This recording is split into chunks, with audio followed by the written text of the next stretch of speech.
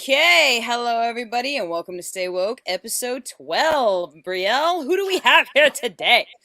Okay, I'm sorry, but our intro video, good job, Dahlia. I'm so proud that on episode 12, I get to excitedly say amazing work with that and also introduce our amazing guest, Domanique Blackwolf. Domanique and I have a very sacred and sister-like bond. We met in the jungles of Guatemala on this incredible sacred journey that we went on together. And oh my gosh, that is like a whole story in and of itself. But today I invited Domanique on the show to talk about unschooling. And I find it really fascinating, this topic. And I know there's a lot of parents that are interested in kind of what other parents are doing right now with everything happening in the world. So without further ado, Domanique, thanks for coming on the show. Thanks for having me, guys. Yeah, I'm super excited to share what I've learned and my experience with unschooling and just what has shifted with COVID, and everything in the public school system has really opened my eyes to how our children have been cheated out of an education, how I felt cheated out of an education. And like, I didn't know how to really function as an adult. And going to college, I was like, why didn't I learn how to do my taxes in high school? So it gives a lot of freedom for the parents to re-educate and decolonize education. Yeah. I think one of the things that really stood out to me was I saw the Facebook post that you did at the beginning of this month. And it's this cute little picture of you and your daughter, Iris. And that was actually one of the things I really felt initially really connected to you on, is when you shared that your daughter's name was Iris. And I said, I think I might have said to you then, but it's important for me to remind you that I had this premonition that I was going to have a daughter named Iris, right? So I've already had this like download, and like, if I ever have a daughter, her name's going to be Iris. And then I meet you and you have this daughter named Iris. And I thought to myself, like, oh, well, maybe the universe is like kind of opening my eyes to this idea that, like, I should still think of your daughter, Iris, even though I don't have a daughter of my own at this point in my life. I should still think of your daughter, Iris, as kind of like my child, right? Because she is our next generation. And, if I'm around Iris, she's impressionable. Our children are so impressionable. And, how I behave, even though I'm not her parent, is going to parent, right? And influence her in a way that, she's looking up to. And I find that kids especially are way more impressionable with people that are not their parents, right? Because they're looking to see how other adults are behaving and how other adults are handling things. And especially right now with what's happening with the pandemic, I was wondering if you could speak a little bit to that. And, do you find your daughter like looking at what other adults are doing, like your friends that you have over and stuff? Absolutely. Yeah. I've always raised my daughter with roommates. Just this summer was actually the first time that we lived just me and her. So she's always been around other aunties and uncles as adult influences. And it's actually something in Native community that is very common, that you have, you call them auntie or uncle, and they're not necessarily related to you, but they're your auntie or your uncle. And you look up to them and they look out for you. And I definitely see that she absorbs a lot. The children are sponges, and they're looking at us on how to be an adult, how to be a human. What does it mean to be a human? And something that has actually really hit me hard is how to weave technology in a healthy way and set a good example for her with my relationship with technology, and use it as a tool, but not be chained by it or ruled by it and addicted to it, as many people are. And we're finding out that we have a serious dopamine serotonin addiction to the screens. And children my daughter's age have been given tablets since they were babies, and they've been knowing how to work this technology since before they could talk. So it's a whole other level that we're dealing with in humanity on how to like merge these worlds. And that's actually something that I'm really still figuring out in myself, honestly, to be completely honest. Like, I do not have that part figured out yet. It's a little bit scary. By the way, how But old is she? she's 7. Okay. Yeah, so yeah, tech the whole time, right? Well, Yeah. I haven't allowed her to have, she's never had her own tablet with full access. So she's had access to a tablet at times, but she has never had a tablet or device of her own. It's something that I've definitely kept like control on the screen time. But with COVID that has happened, so many kids are stuck inside. So many kids are, if their parents are not allowing them to go out and socialize with other children, the only thing that they can do is socialize online. The only thing that they can do is connect socially through the screen, right? Mm-hmm. And so it's a very difficult position for the children to be in at this time. They are just as stressed about it as we are because they're looking to us.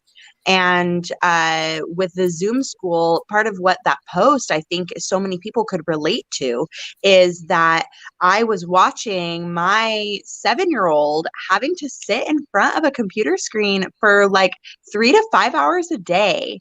And that's like not even really including homework. Okay.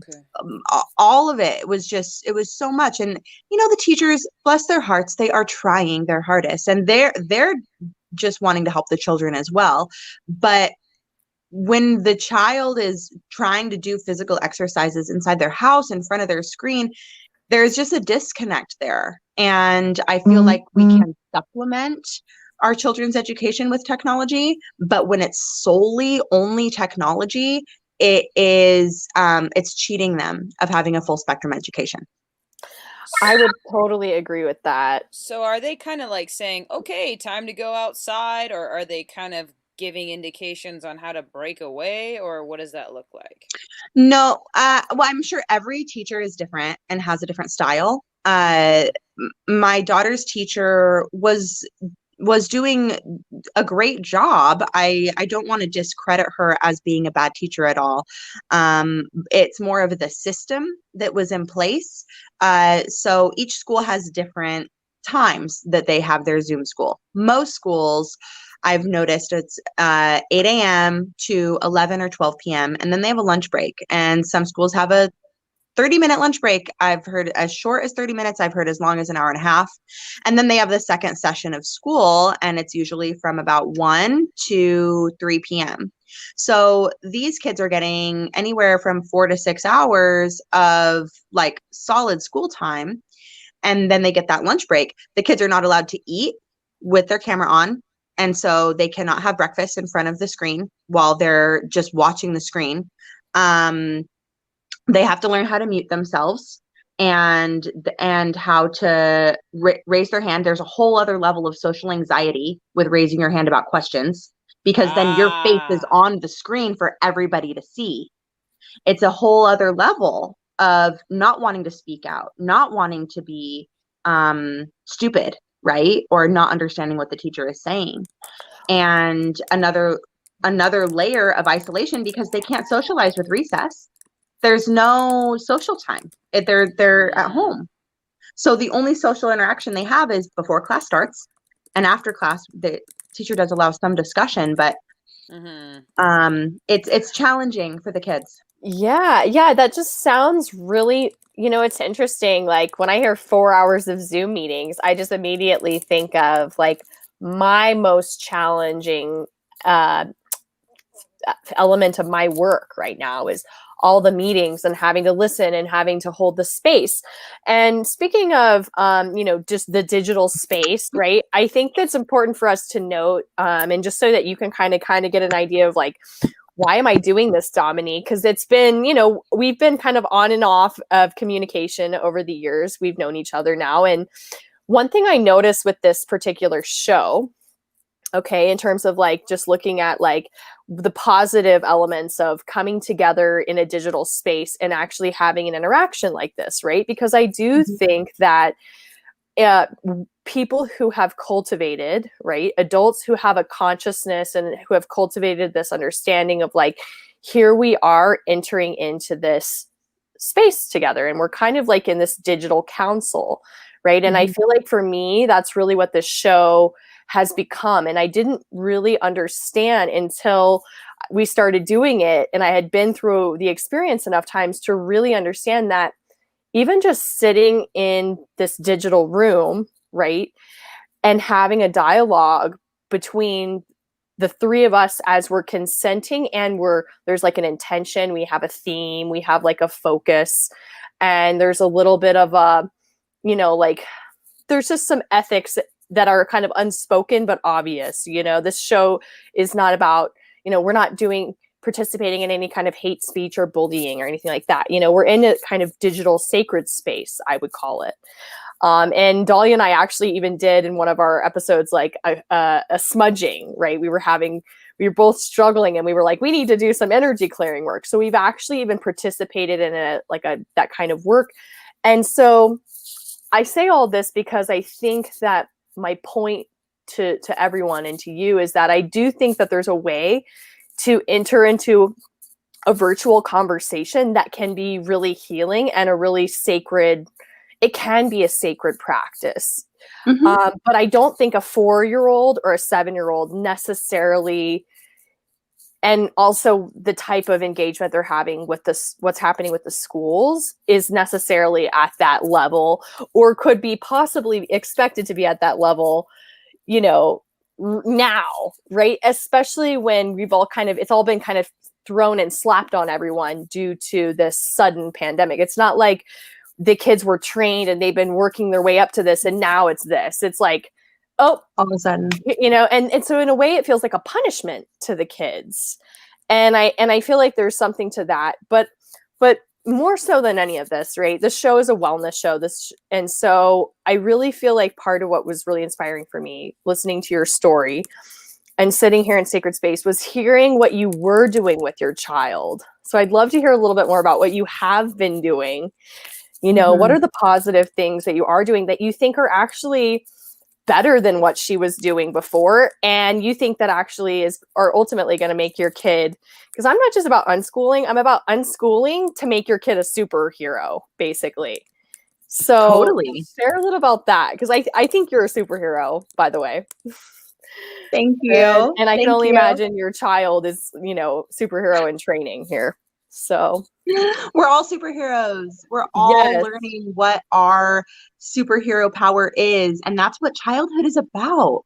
It's about learning what is our superpower and how can we foster that? How can we ask our children the right questions to figure out who they really are and what their purpose is here on earth in this lifetime? How can we assist them and be of service to them so that they can come and bring forth this new earth that we're all trying to birth together? So what I did is I did a ton of research. First of all, I was just like, okay, how do I unschool my kid? How do I get her out of public school? How can I legally do this?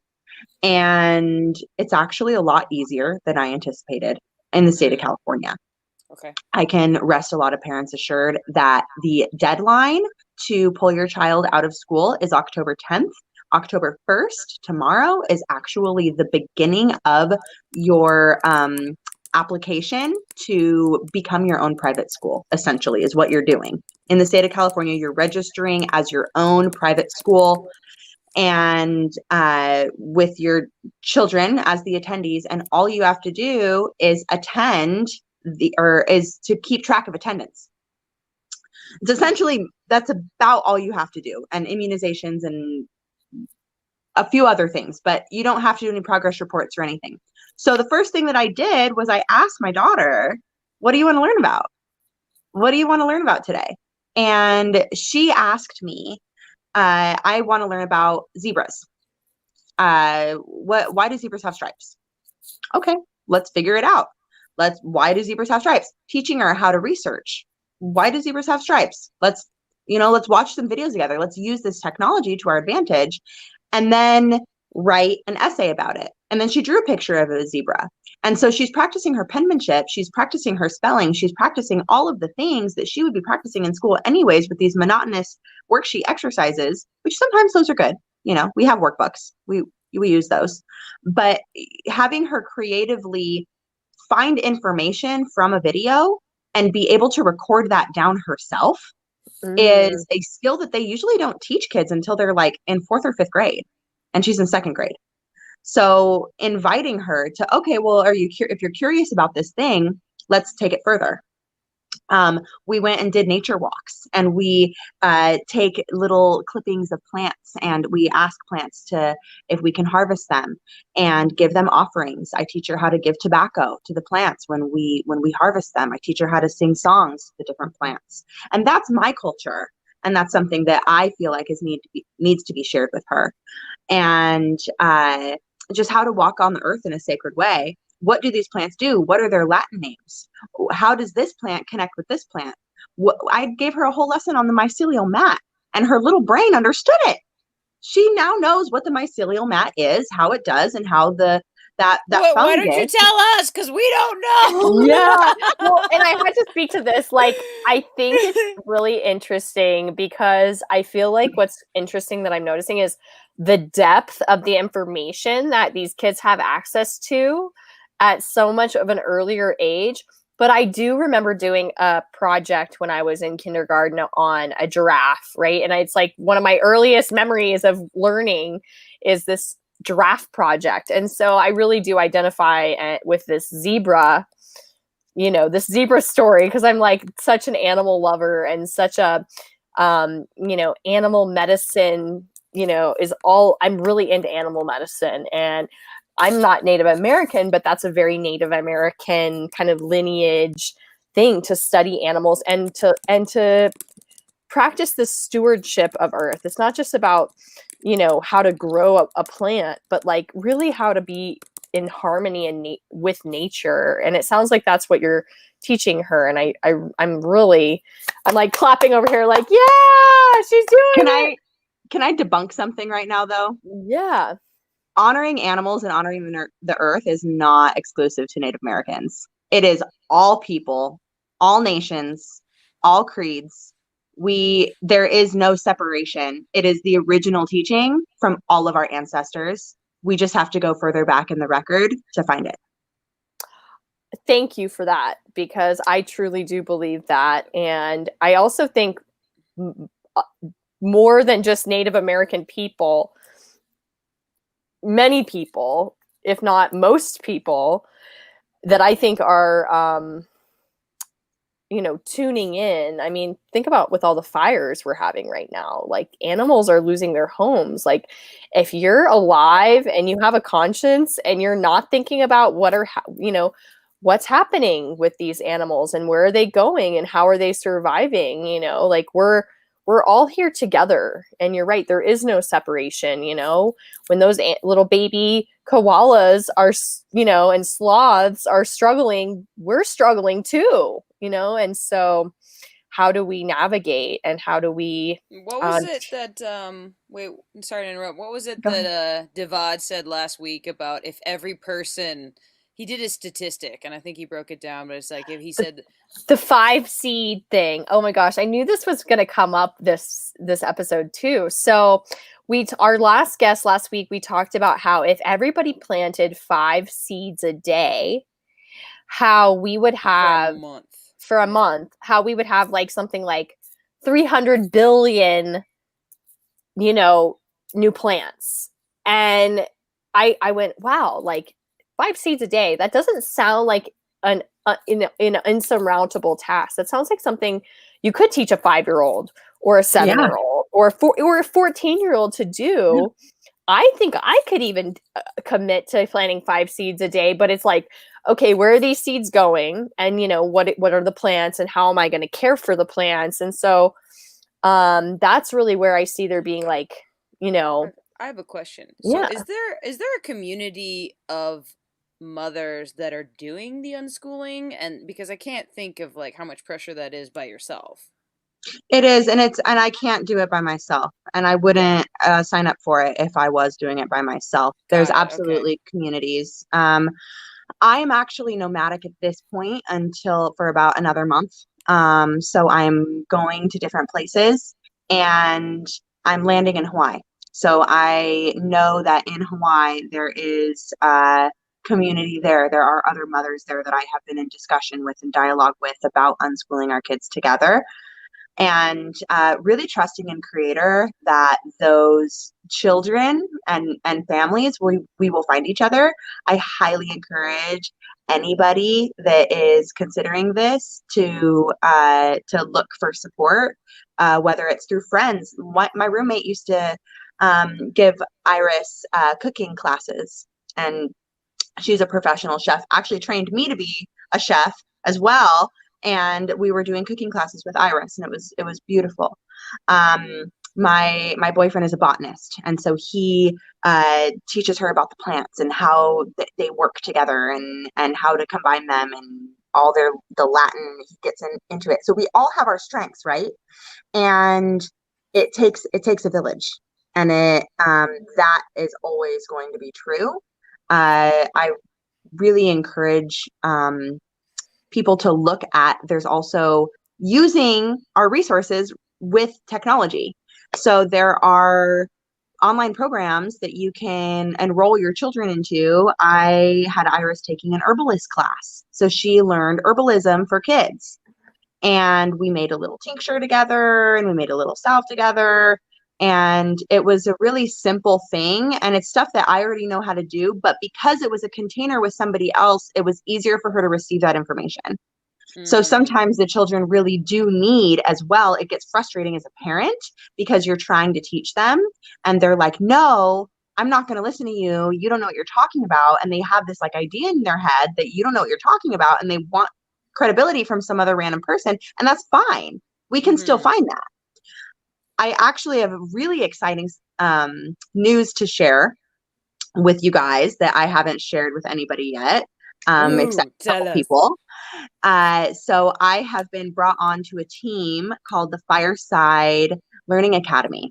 And so Mm. this is a digital school that is based in primitive culture, and also the basic subjects. So covering all the basic subjects for kids, but then also giving them electives that really have a lot of substance to it. So I am teaching music because I'm a musician, and they have all of these different classes that kids can enroll in, and it really depends on the kid of what they need supplement in. So for example, say you're homeschooling your kid and you really love teaching them history, and you're really passionate and you're good at teaching them history, but teaching them math or science is not your forte. You can supplement with this learning academy. And the cool part about this that makes it different from other online schools is that this actually has it's do you remember Jose Munoz, I Brielle? do. Yeah, how could I So forget him? so Who is Jose Munoz? Jose Munoz is a Mayan timekeeper, Oh, whoa. and he Special has a man. vision and a mission to build 144 dream catchers that are 33 feet in diameter across the world. And what these dream catchers are is their manifestation stations. They're places for the elders to come and teach the children, and for the children to come and help the elders remember what it's like to be a child. And so it's this beautiful and sacred exchange that takes place, that used to take place in villages all the time, but now we need to create a specific space for it. So these dream catchers that are being built across the world, Iris and I were just there. We were building one in Tahoe a few weeks ago, and pulling her out of the smoke of Portland and getting her into Tahoe was one of the most profound experiences, to see her in the dirt digging, and bringing everybody waters that's working, and learning from the grandmas and the grandpas, and just being with them, being with the elders. It's something that I feel like all children have the right to be a part of. And Mm-hmm. that's exactly what's being built. So the virtual platform is like the glue. And then these dream catcher stations, teachers and students and parents and families can come and connect on the equinoxes and the solstices together at these different dream catchers around the world. Whoa. So it's creating a physical tribe. And then we're staying connected virtually in between the equinoxes and the solstices. I get chills. That is Yeah, so I just cool. got chills on my arm as well. And I just, I think all of this is just really inspiring and uplifting. And I think what I really feel is this weaving, right? It's like we can weave a harmonious fabric of balance between virtual connection and learning and in-person roots, um, you know, getting our fingers into the soil type learning, because I really feel that that's what is needed right now. It's not just how to do one or the other, or that one is better than the other or more important. It's about how to actually balance the technology with being authentically human. How do we do that? And I think that that's one of the real questions that I think a lot of people have right now, because people were so focused on, at least in my world, I went to school for entertainment and event management. We met producing an event together, Dominique. The events world and the festivals and music world has been completely turned on its head from this whole thing. And so before, where it was like, oh, we'll do a live stream when we feel like it, or we'll do a digital event when we feel like it, or when we get the money or the technology. Now it's like, that's all you get is the digital experience. And there is a lot of benefit to the digital experience, but my fear is what will happen, because it's important to for people to know this, and especially you, because we met this way, is like my whole passion up until the coronavirus pandemic for promoting and using social media was to bring people together in person, right? So my whole career promoting and bringing people together online in community has been solely focused around this idea of, introducing people to the love of their life in community and ceremony and in sacred places around the world, where I've had the pleasure of doing these events and promoting these incredible experiences. And I have met people to their introduced people to their significant other. And I'm sure you have, because I know you do retreats and other experiences. And so I'd love for you to speak a little bit to that, because I think that that's something that's going to be present with us now and into the future is, how do we as parents feel safe letting our kids go and be around other kids, and letting our kids go to birthday parties and things like this, moving into the future, and reintroducing them to the idea that it is safe to be in community and gather, because that's part of a whole, we've always gathered as humans. It's not about what your heritage is. It's about that's a human, right. It's a biological evolutionary trait. Yeah, we need each other, and we need hugs and love, and that to feel that, real connection. Yeah, absolutely.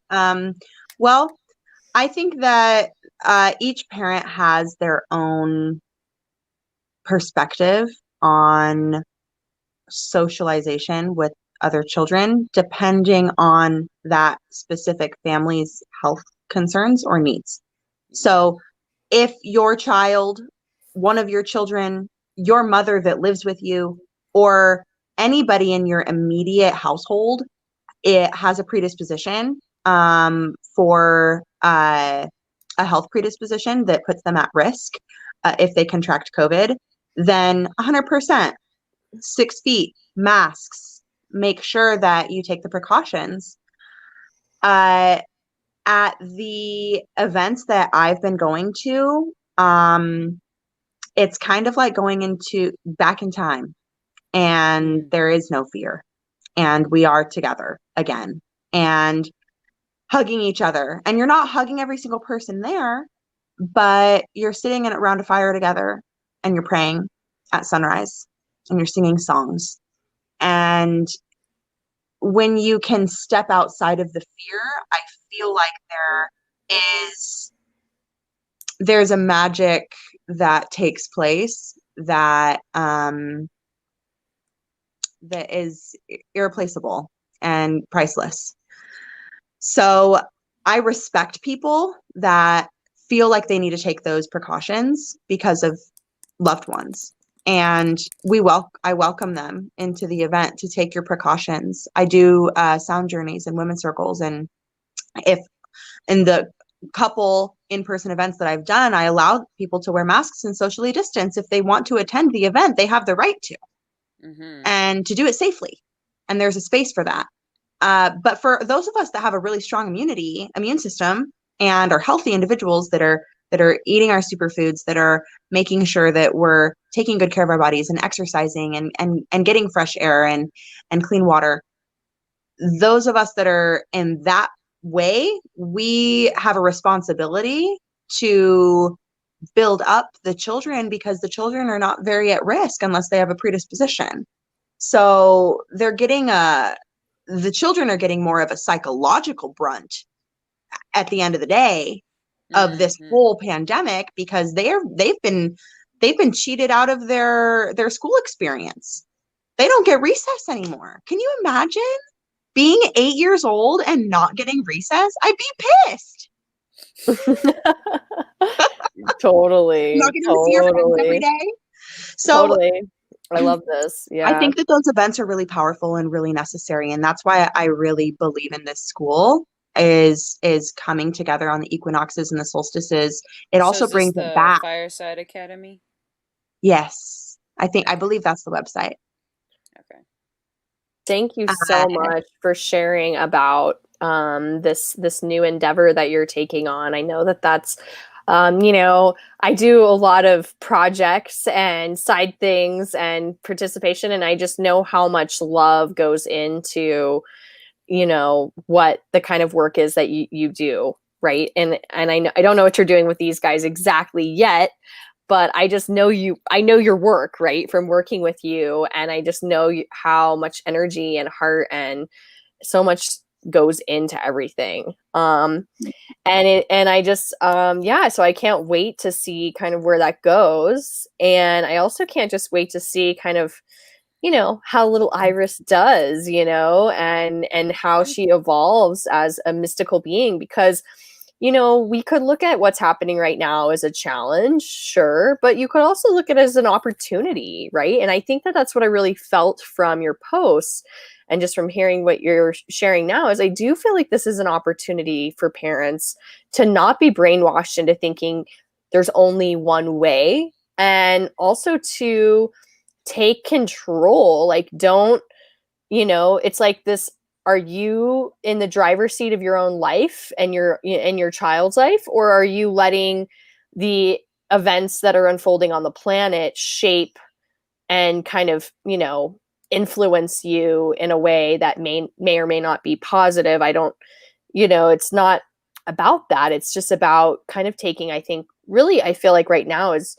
important for everybody to take their power back, spiritually, physically, emotionally, all these different ways. And so, do you have any, Dominique, as this is a wellness show, I'd love to hear more about your personal wellness journey. What do you do? Go ahead, Dahlia.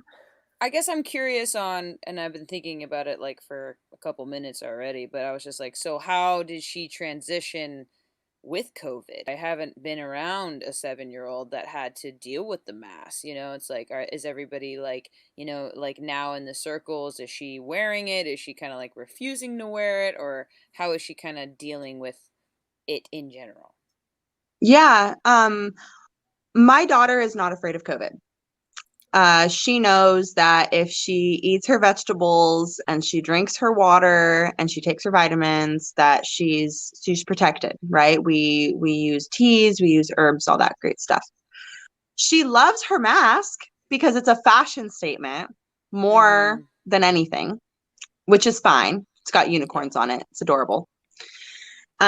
She doesn't wear it unless she has to. And she, I mean, kids are adaptable. They're incredibly good at adapting to change. It's part of why humans have been able to be on every single corner of this planet, and we find a way to survive. I know other children, friends of mine who, like my one best friend in LA, her son was very afraid of it because of the undertone societally in Los Angeles. He could feel the fear, and she was afraid of it What and month was disinfecting that? all the Because I live in groceries. LA. Like, what Hmm? month was that? I live in LA. I was just That wondering was when that back was. in like April, like right when it first started.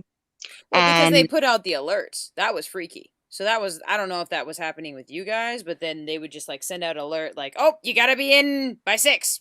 And then like my mom was on the bike trail or whatever. She's like, "How am I supposed to get there?" So they would send out alerts, and I don't know if it was like everybody's device or not. So I'm just, hmm.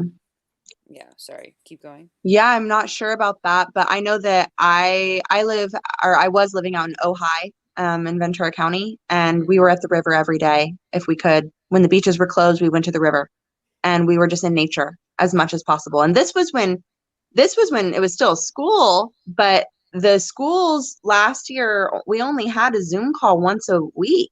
And then we had online Canvas stuff. So we would do our schoolwork in the morning. And I was okay with the online school at that point because it was more of a self-guided curriculum versus the 8 a.m. every day. Like, come on. Let's be real. Like if we're having kids tune in at 8 a.m. every day and they're not allowed to eat breakfast and they're sitting there at their desk, it's a control. It's a lot of control and teaching kids to be, I feel like, desk jockeys and just yeah, what is it, Dahlia? No, it just dawned on me like I think like I don't really know where this is coming from in my head right now, but having to do with how certain individuals feel as though the school was manipulating their children to kind of be withdrawing information from their parents or to kind of be like, "Oh, I mean, do you kind of have you heard of that or no?" I don't think I understand the question. I guess, oh, this is not really necessarily a question. I guess my mom and I were talking, and she's like, yeah, there's some people that are saying that, you know, that with the online schooling, that they're told to keep information away from their parents. I haven't heard of that. That freaks me out. I'm not into that. Yeah. Yeah, I know. That's Yeah, that's why. not cool. That's really not cool. Well, and I Yeah. could speak to some of this too. My mom is a speech language pathologist who works in the school systems. Okay, and so I kind of got during the main blunt of COVID. I actually quarantined with her for the 3 months that were like the first 3 months when we were all like locked down, kind of. And I was watching her go through some really interesting stuff with as a teacher, not a regular teacher, but like somebody who's having to adapt to using like all these online systems.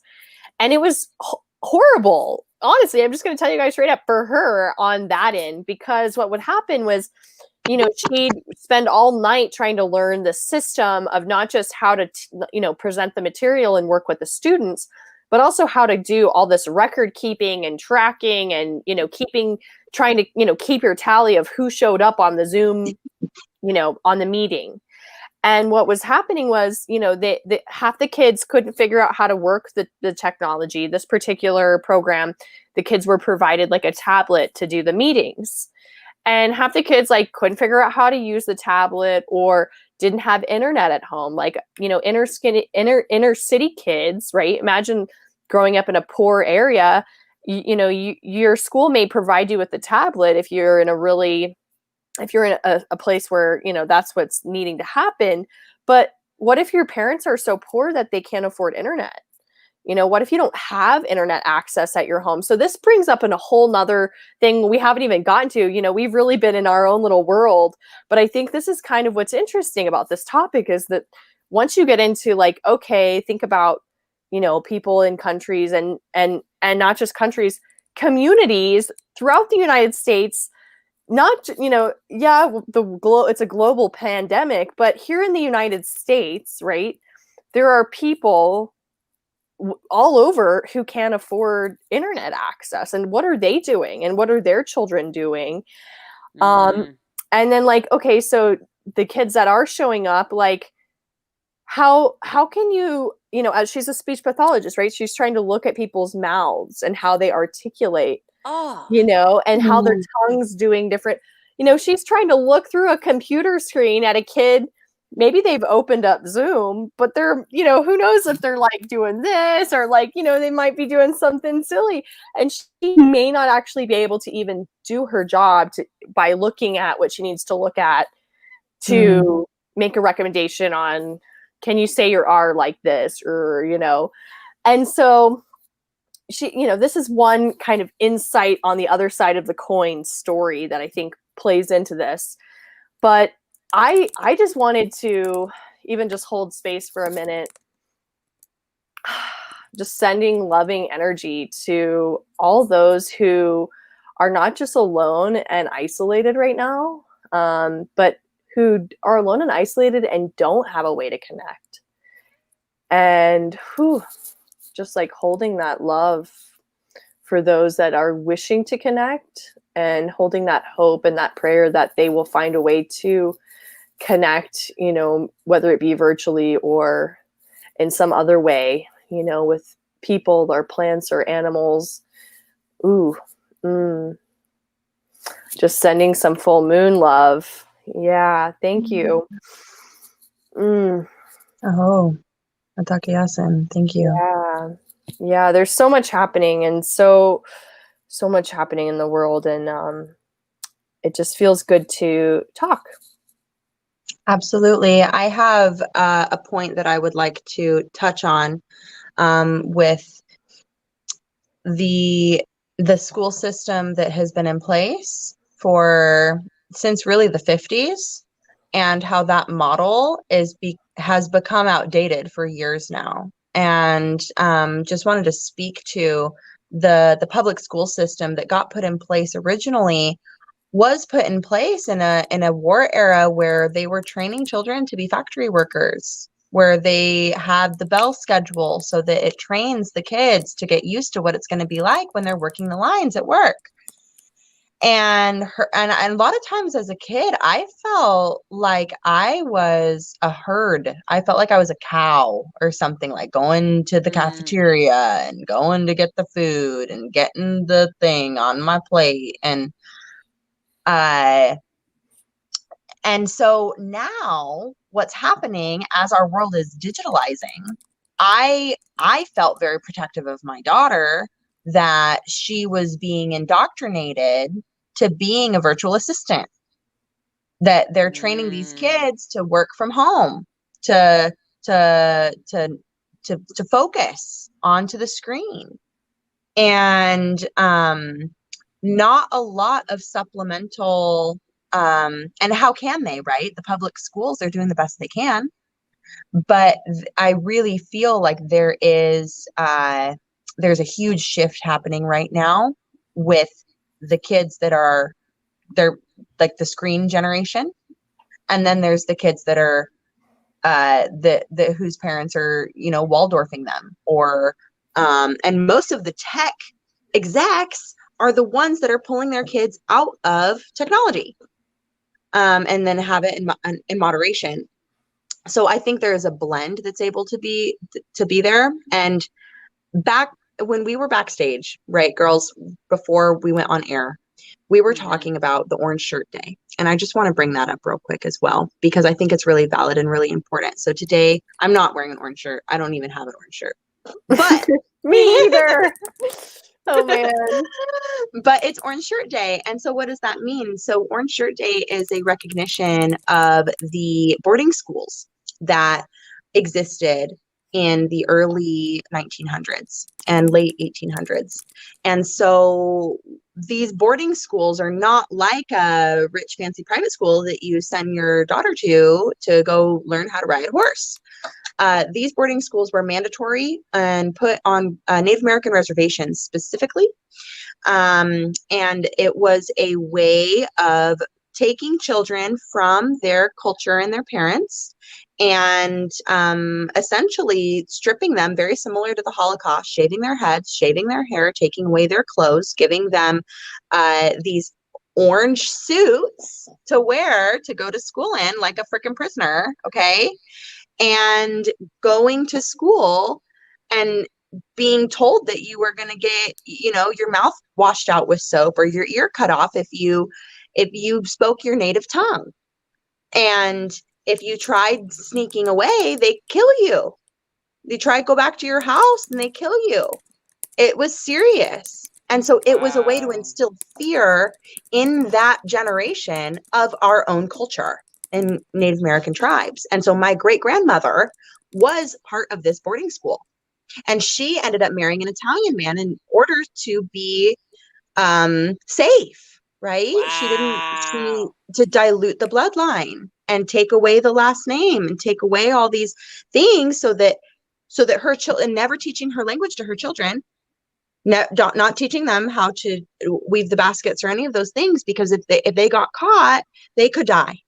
It was life or death. And so this Orange Shirt Day is a way of honoring all of those people and the descendants of those people that survived that horrific time in American history that is completely overlooked in history books. We have the opportunity now to set the book straight with our kids and teach them the truth. Because when I found out all this shit in college, I was livid that I didn't know that any of this happened. And I thought that, America was such a great country, land of the free.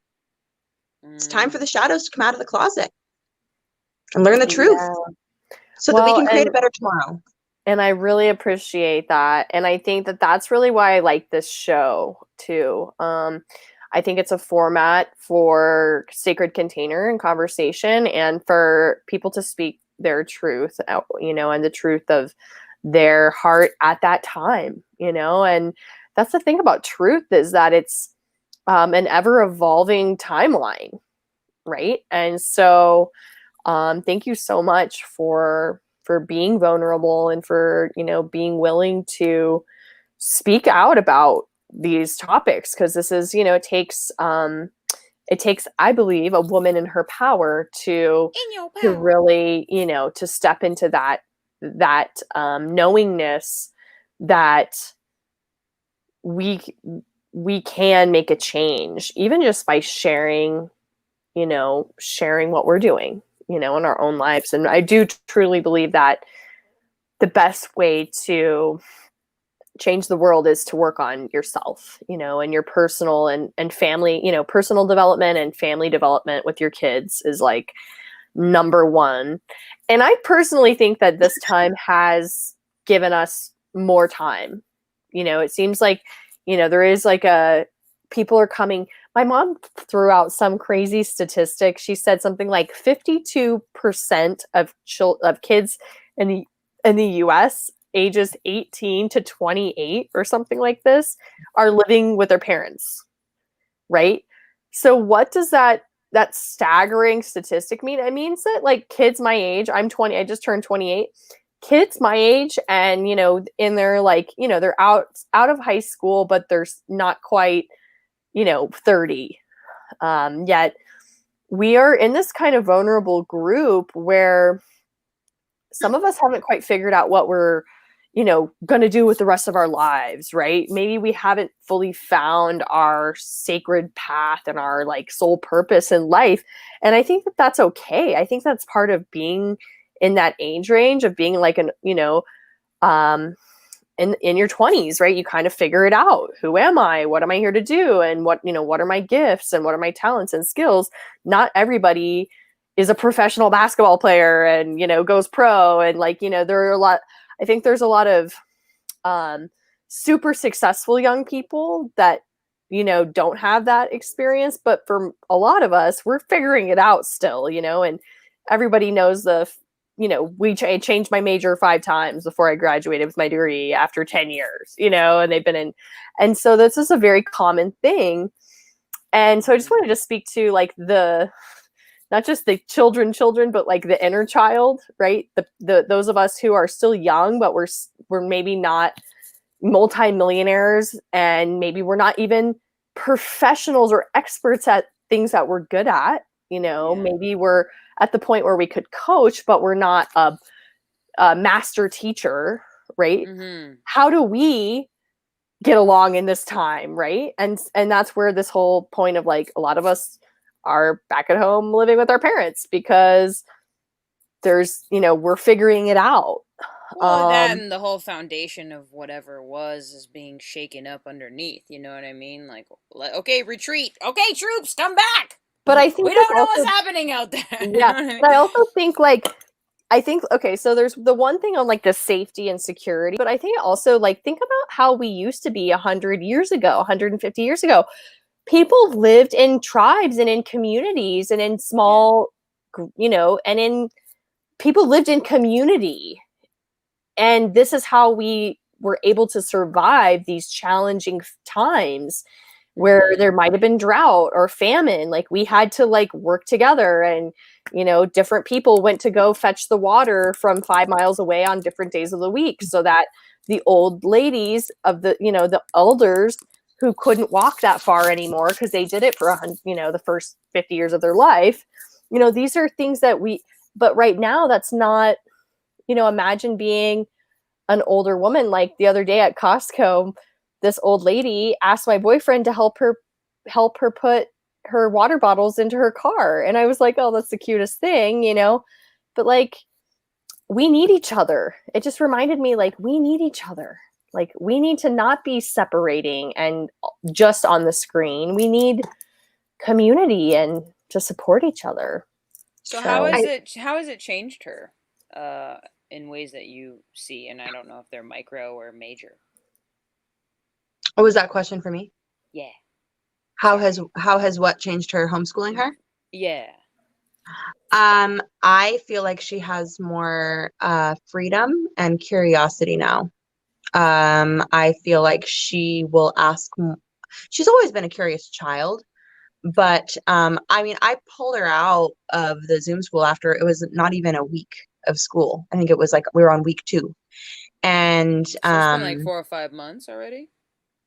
no, we were part of public school for the rest of the school year in the 1920 school year. So up until June, she was doing Canvas, which is a platform that a lot of colleges use for courses.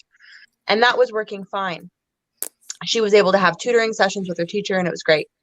Once a week Zoom sessions. This year was really when a lot of the public schools decided kids need to be in school from 8 a.m., sometimes till 2 or 3 p.m. And they have a lunch break in between. And they're in Zoom school all day. And that was when I put my foot down. And she was only in that for a couple weeks. So I don't know that there was really a big shift or difference. But something that I can tell those parents that are watching right now is that you can socialize your children and homeschool them and unschool them. You can find other children, and it's actually socially, you'll have more time to socialize them because they're not on the computer all the time. And you'll have those days free to go to the river, to go to the beach, to go on a hike, to go somewhere on an outing, and to be and play with another friend. Create, if you're worried about your immunity and you're worried about COVID, create a pod. Find a pod of 3 families that you all have the same outlook of being careful so that you don't contract COVID together, and then allowing your children to play together. So the socialization is extremely important. I saw somebody commented that they think that public school socializes kids better. And I think that you definitely have more of a diverse experience when school's in session. But now that it's all online, it's arguable that kids that are in public school now are going to be less socialized. They have social anxiety because they haven't talked to anybody except their family for 6 months. Some kids have not had a single play date in 6 months. Like, it's sad. It's really sad.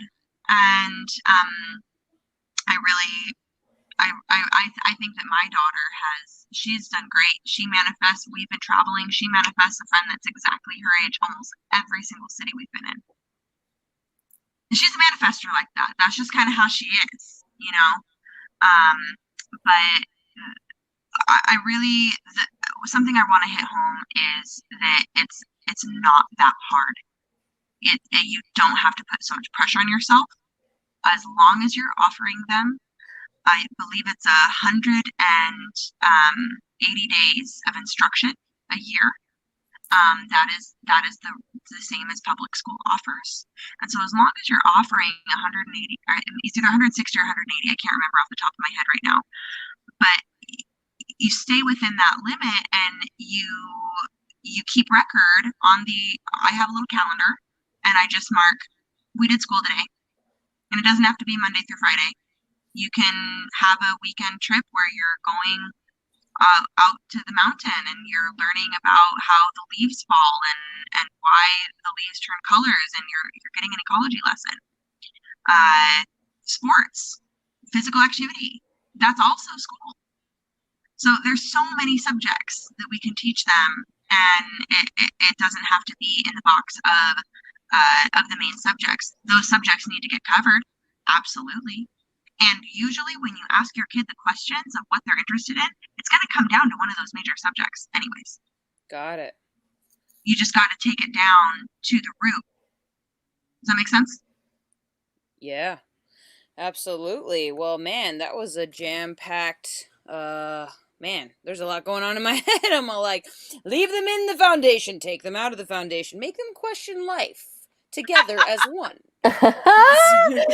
And we've got laughter, so it was a good episode of Woke Wellness Wednesdays. I really do feel like that's a big part of this too, is to like bring comedy and lightness, and remember things that things don't have to be so hard, and it's funny you mentioned like it's not so hard. One of the first things I saw on TV, I was with my mom during the pandemic, was there was like a special on TV of like about parents, and what the woman's comment was like, don't put so much pressure on yourself as a parent. Like, let it go. Like, it doesn't have to be, you're not going to be able to be full-time job, running your business. If you're, this woman that was speaking was self-employed, it's going to be impossible to be at giving 100% to your work, 100% to your kid, and 100% to every other thing in your life. It's just impossible. Right. So like to give yourself that love. Right. And I posted, on, be gentle with yourself, be kind to yourself. Everything we're going through is just taking so much to process right now. And I think especially for kids. So just give yourself that time, that extra time to get the program, that whatever the program is that you need, just to like give yourself that integration time. That's been a big word for me over this experience, is integration. It's not just about the learning or the transformation. It's about how do we integrate all that we're going through. And so I bless you both so much. Thank you. And thank you both so much for. So last tidbits is, if anybody wants to join you in, I guess, unschooling, what are some links to provide, or yeah.